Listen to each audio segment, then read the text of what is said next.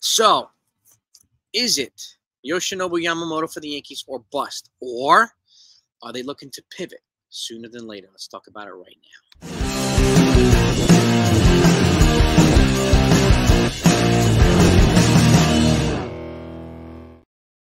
Hey, gang. Hope you're doing well. Hope you had a great week. It's Saturday. Not that bad out, but we'll take it. I want to talk about the Yankees and Yoshinobu Yamamoto right now. And if they don't sign Yoshinobu Yamamoto, where do they go? Because they have to go somewhere, right? Well, MLBTradeRumors.com and John Heyman have already put out reports this morning that they're interested in left-handed ace Shota Imanaga from Japan as well. He's essentially number 2 in Japan behind Yoshinobu Yamamoto.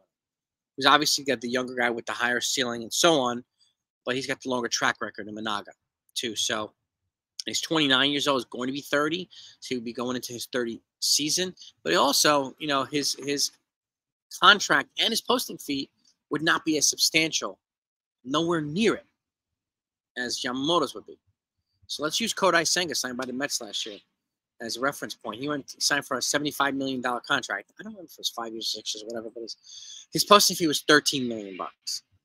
Okay? That's more representative of something that Shota Imanaga might cost, as opposed to the large contract and large posting fee that's going to be tied to Yoshinobu Yamamoto. Okay? And if you compare his stats to, let's just say, Masahiro Tanaka, they both have a sub-3 ERA in their career in Japan. So it might translate well to the American League, to American baseball. Additionally, it would also do a lot of things. Okay, and what do I mean by that? Well, getting a guy like Yamamoto here is obviously going to cost a boatload of money. It might tie up their ability to re-sign Juan Soto or bring in other players over the next couple of years. It might. I'm not saying it will. You get a guy like Shota Imanaga who will probably cost at most a third of the price, maybe even less. It also leaves room for them to invest in a reliever, like let's just say Jordan Hicks, or trade for another starter as well. So it leaves room for them to make other moves, whereas Yamamoto might not, right? So that's something to keep in mind. Now, he's a lefty throwing ace, considered an ace in Japan. He doesn't throw as hard as Yamamoto or even Roki Sasaki, who's a essentially younger version of Yamamoto without the track record that he has. He's not there yet. Like if Roki Sasaki, who asked to be posted now, and the posting deadline was yesterday, he'd probably at best be a 3 or a 4 in major leagues, whereas Yamamoto would be a 1 or a 2. So that track record matters. Okay, Juan Soto has a track record, which is why they got him here. Okay, and using Juan Soto here, the drop-off that between Juan Soto and the next bat was so much more substantial than the drop-off between Yamamoto and the next arm. It made, if you had to choose between the two, Juan Soto and Yamamoto, I was going with Juan Soto all day. Would it be nice to have both? Absolutely. But if they don't, the Yankees are already showing they are ready to pivot quickly. And Shota Imanaga was posted a week after Yamamoto. He hasn't agreed with a team. He hasn't done that as well. He knows that the Yankees are interested in him too. So Yamamoto will very likely increase the Imanaga market. So it makes sense for Imanaga to wait. And he's got an extra week. Yamamoto's deadline for being agreed upon with the team would be January 4th. Imanaga's is around January 10th or January 11th, about a week afterwards. So you have a little bit of extra time. And it makes all the sense in the world. The Yankees to bring in another reliever. And again, he's going to cost a heck of a lot less than Jordan Montgomery. He's going to cost a mile less than Blake Snell, okay, who are more probably comparable to Shota Imanaga, even though Shota Imanaga's got a career 170 ERA. That's I'm talking about Yamamoto, excuse me. Yamamoto's got a career 170 ERA, so he's differentiates himself from the other Japanese pitchers that came before him. I get that. But Imanaga himself draws a lot of swing and miss pitches, a lot of ground balls. He has a good strikeout rate. He averages more than a strikeout an inning. He doesn't walk a lot of players. So he represents a good addition. He would represent a good addition to the Yankees. So we just don't know yet. Obviously, once the Yamamoto news comes out, you'll get it. So if for some reason you're not subscribed to this channel, hit that sub button right now. And hit that notification bell as well. It's always greatly appreciated. I want to make sure you get all the news, and I want to make sure that you're always one of the first people to get it, okay? So Shota Imanaga, the Yankees have already, and again, this could be tactical too. this could be showing that the Yankees are prepared to move on from Yamamoto if he tends to sign elsewhere. Maybe a massive overpay by some team. We just don't know, right? There's talks about the Dodgers being having the resources to give him a massive overpay, and he's going to get massively overpaid. Having traded for Tyler Glasnow, but all the money that they cleared up from deferring Shohei Ohtani's money leaves them room to do this if they want to. Okay, the Mets have shown the resources and the willingness to spend it too. So we just don't know. It looks like a three-hit race right now. Yankees, Mets, Dodgers for Yamamoto. And the not winners, the runners up in that, could very well pivot to Shota Imanaga, which could increase his market. Okay, just like Ohtani's going to be elevating a lot of other contracts after him, so is Yamamoto.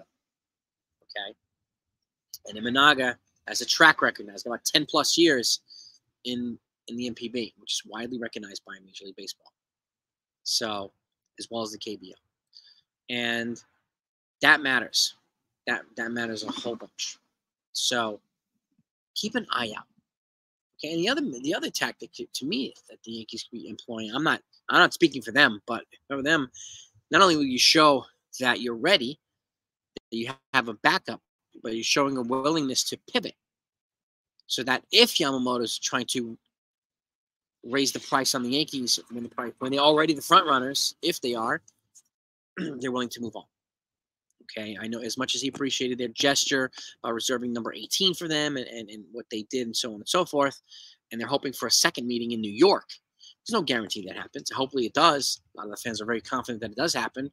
I'm actually waiting with a combination of confidence and impatience. So until that's signed on the dotted line, I just don't know. I'm hoping from Yamamoto. But I'm glad, and that's something I mentioned for a while now, that they would be wise to pivot to Imanaga if Yamamoto doesn't happen, right? It's not the end of the world if it doesn't. It would stink, yes, but it's not the end of the world.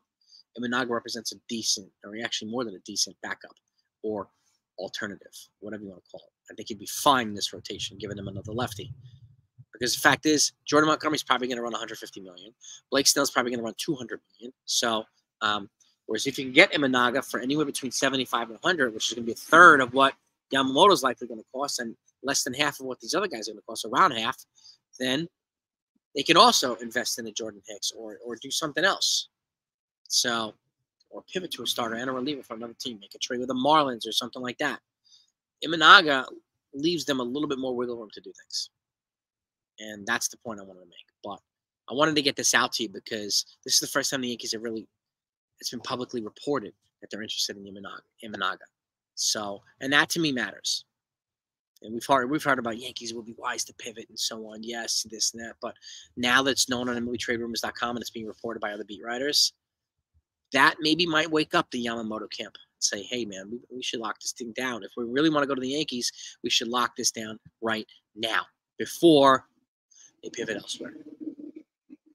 And they're at least showing this is not something that they've done recently. So they've waited out the market. They've missed out on opportunities, whether Bryce Harper or Justin Verlander on the waiver trade and for anything else.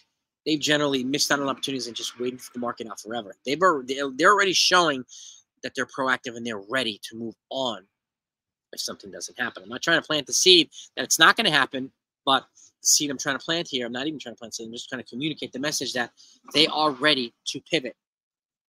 They haven't been ready to pivot in, I don't remember when's the last time they were ready to pivot?